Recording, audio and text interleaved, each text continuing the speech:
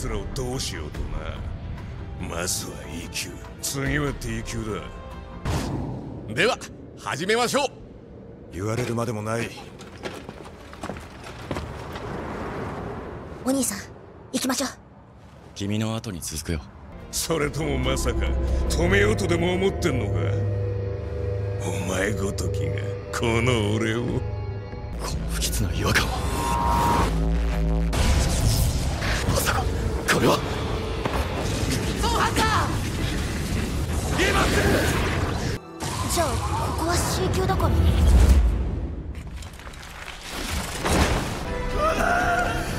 奇襲だ、構えろ。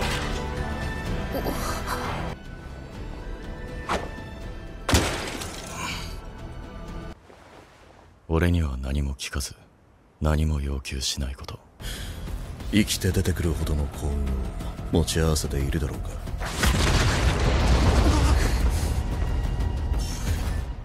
さすがレッドゲート。Cerita berlanjut saat Jinwoo dibangunin sama telepon dari adiknya. Ngingetin jam berapa sekarang, karena hari ini ada wawancara sekolah. Begitu denger itu, dia langsung bangun, dan dalam waktu singkat, dia udah sampai di sekolah, dan terlihat berbeda. Sampai-sampai Jina nanya apa benar dia kakaknya, karena nggak biasa lihat kakaknya kelihatan keren, dan beda dari sebelumnya. Dengan polosnya, Jinwoo bilang kalau dia emang kakaknya, bingung kenapa adiknya ngomong gitu. Jina bilang bukan karena Jinwoo kelihatan aneh, tapi nggak nyangka ada orang yang bisa berubah segitu banyaknya. Sementara itu, cewek-cewek di sekolah mulai kagum sama Jinwoo yang makin cakep. Dia jadi pusat perhatian pas jalan di lorong. Sesuai dugaan, Jina manfaatin kesempatan nanya apa dia udah punya pacar atau mau dikenalin sama temennya. Tapi Jinwoo cuma cubit pipinya biar diem.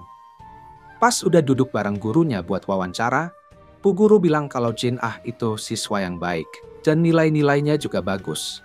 Ini bikin Jin-ah jadi contoh baik buat yang lain, dan sekolah juga percaya banget sama dia.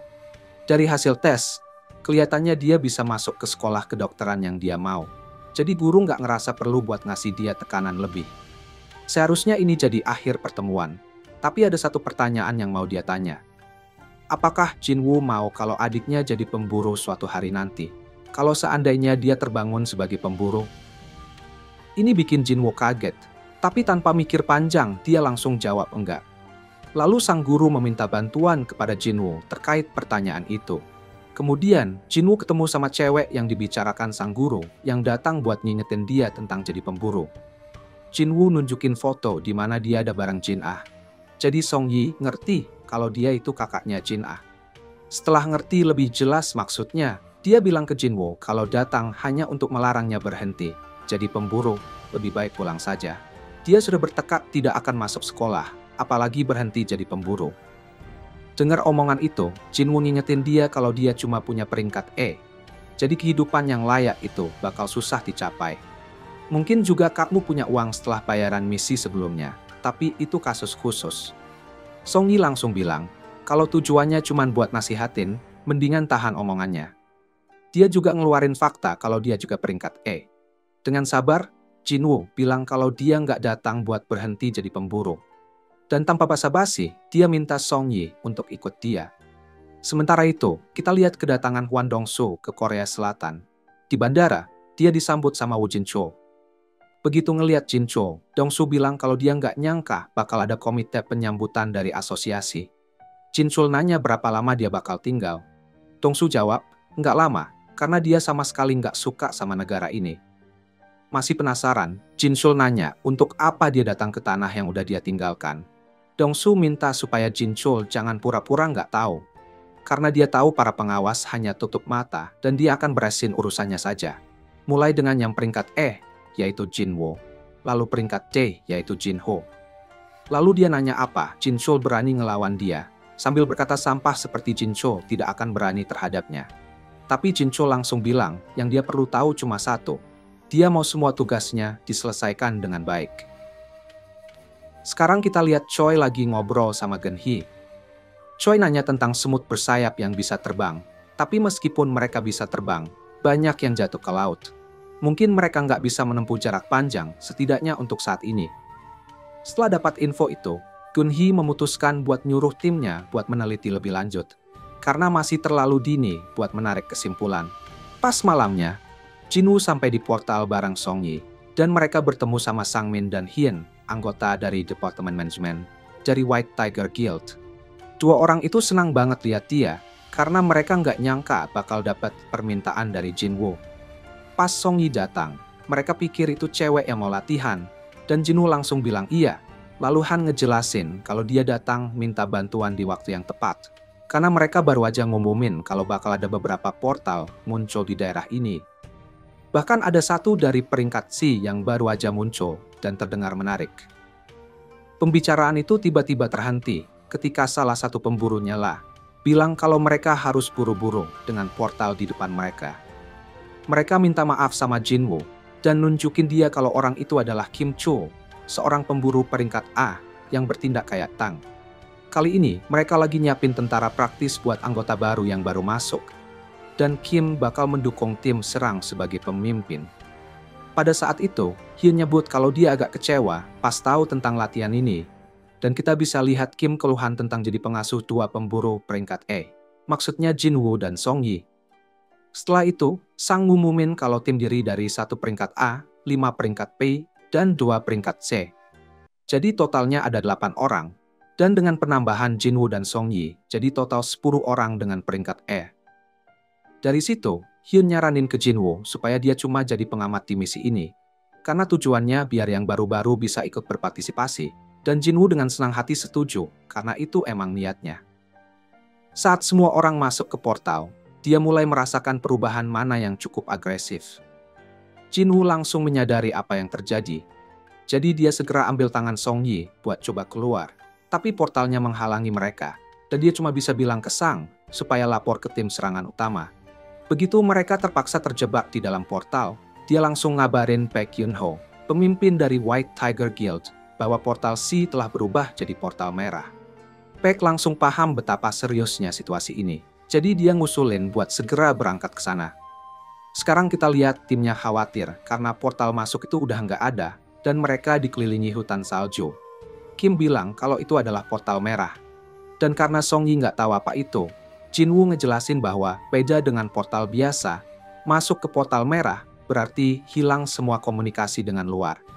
Mereka cuma bisa keluar dengan mengalahkan bosnya atau menunggu dungeon break tanpa ada bantuan dari luar. Selain itu, monster-monster di sini jauh lebih kuat dari yang diperkirakan. Tiba-tiba, sebuah panah es meluncur dan mengenai ke salah satu pemburu, langsung membunuhnya dengan mengenai kepala. Di sisi lain, ada panah lain yang meluncur langsung ke arah Song-yi, tapi berhasil dihentikan oleh Jin-woo yang menangkapnya. Ternyata mereka adalah Elf S. Jin-woo, sambil menganalisis mereka, menganggap mereka sudah siap, karena dari jarak jauh seperti itu, susah banget buat mendeteksi mereka. Dan sepertinya mereka langsung menyerang yang paling lemah. Saat itu, Kim bilang untuk ngasih tahu semua orang bahwa portal merah itu terisolasi dan mengajak para hunter peringkat di atas C. Karena peringkat Kim lebih tinggi, mereka harus mengikuti petunjuk Kim biar bisa selamat dari misi ini. Meski begitu, dia merasa nggak nyaman buat memimpin mereka semua, jadi mereka bakal dibagi jadi 2 kelompok mulai sekarang. Ternyata tujuan Kim adalah untuk mengambil yang terkuat, dan kesempatan buat yang peringkat C ke bawah ditutup. Sebab 1 hari di sini sama dengan 1 jam di luar. Entah mereka bisa mengalahkan bosnya atau dungeon break, mereka bisa terjebak berbulan-bulan di tempat ini. Jadi harus meringankan beban. Salah satu dari peringkat P, Park Hee-jin, minta izin untuk tetap bersama kelompok yang paling lemah, dan dia dikasih izin. Mengira Hee-jin melakukan itu karena rasa kasihan. Lalu Hee-jin mendekat dan nanya ke dia, apakah peringkatnya bukan seperti yang dia bilang. Karena dia lihat Jin-woo menangkap panah beberapa menit lalu. Meskipun Jin-woo tidak menjawab, Jin-woo berpikir kalau dia mungkin peringkat A atau bahkan lebih tinggi. Setelah itu, Kim bilang ke Jin-woo dan yang lainnya bahwa mereka akan mengikuti jalan di depan, sementara Jin-woo bilang mereka bakal pergi ke hutan. Begitu maju sedikit, Kim nunjukin ke temannya beberapa tanda yang ada di pohon yang terbuat dari cakar beruang. Dan karena itu, dia yakin orang-orang yang peringkat E bakal mati. Tapi setelah mikir-mikir lagi, dia ingat bahwa kelompok itu ada yang peringkat P dan C. Tapi dia bingung kenapa dia anggap Jin-woo pemimpin mereka. Pada saat itu, beberapa beruang es mendekatinya, tapi Kim sudah siap buat menghadapi mereka tanpa masalah. Di sisi lain, Hai Jin bilang ke Jinwoo bahwa hutan ini adalah wilayah beruang es. Dia pikir berbahaya kalau mereka terus ke sini. Tapi Jinwoo bilang, justru karena ini wilayah beruang es, itu artinya mereka cuma perlu khawatir sama mereka yang bakal keluar dari sini. Dan itu jauh lebih baik dibandingkan dengan elf es yang pintar. Dia benar, karena itu masuk akal banget. Lalu Jinwoo nyebut kalau suhu di sini sangat rendah, jadi dia mengambil beberapa mantel dari inventarisnya untuk semua orang. Mereka kaget lihat dia bisa gunakan sihir dimensi, karena biasanya pemburu terbaik yang menguasainya hanya bisa mengeluarkan 2-3 barang sekaligus. Song Yi mendesak Jinwoo tentang identitas aslinya, tapi Jinwoo cuma mendekat dan bilang, Song Yi ada di sini karena dia, jadi dia bakal jaga dia, tapi Song Yi tidak boleh banyak bertanya. Dan yang lainnya juga nggak mau bertanya apa-apa. Saat itu, seekor beruang es besar mendekati mereka. Dan hal pertama yang Jinwoo lakukan adalah mengganti skillnya jadi pembunuh serigala, yang memberi dia tambahan 40% damage terhadap monster tipe Hiwan. Di sisi lain, Paik sudah sampai di pintu masuk portal, dan karena kesulitan yang dihadapi, dia berharap Kim bisa menyelamatkan mereka semua. Sang nyuruh dia tahu bahwa ada juga pemburu Jinwoo, yang peringkat I. Dia percaya kalau Jinwoo udah mengalami kebangkitan kedua, tapi itu belum bisa dia konfirmasi. Saat itu, Dongsu datang untuk menyapa mereka, tapi Paik nanya dia ngapain di area mereka. Lagi pula, dia sudah pergi ke Amerika Serikat. Dongsu merasa aneh karena portal itu adalah milik mereka, dan nanya apakah itu benar. Kenapa seorang pemburu dari guild lain bisa masuk, sambil menjelaskan bahwa dia maksudkan adalah Jinwoo. Dia ingin bertemu dengan Jinwoo, tapi dia malah terhalang portal merah. Padahal Dongsu datang ke sini dengan susah payah. Kembali ke Jinwoo. Setelah dia mengalahkan semua beruang es di area tersebut, dia biarkan anak-anak menikmati dagingnya dengan nyaman. Sekarang dia menuju ke gua sendirian, di mana monster-monster ini berkumpul dalam jumlah banyak. Begitu sampai di depan pintu masuk, dia langsung menggunakan perintah Arise, yang membuat para ksatria keluar dari bayangan. Yang jadi pemimpin adalah yang paling kuat dari semuanya, yaitu Igris. Akhirnya, dia memerintahkan mereka untuk menyerang.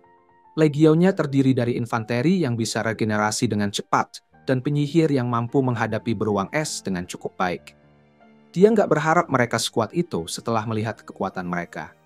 Namun, satu hal buruk adalah mereka menghabiskan mana dalam jumlah banyak dan cepat.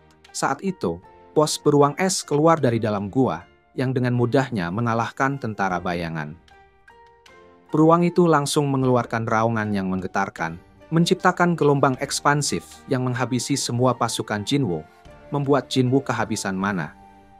Karena itu, dia bilang ke Igris bahwa sekarang gilirannya, jadi Igris mulai bergerak maju ke arah pos beruang. Saat beruang tersebut menyerang, Igris menggunakan agilitasnya yang luar biasa untuk menghindari serangan-serangan itu, menyerang titik vitalnya dengan tepat. Begitu beruang itu sudah dalam keadaan sekarat, Igris menghindari beruang itu melakukan serangan terakhir dengan cara memotong kepalanya. Jinwoo sangat menghargai kekuatan besar Igris dan berpikir, seandainya Igris memegang pedangnya sepanjang pertarungan saat melawan Jinwoo, hasilnya bakal sangat berbeda.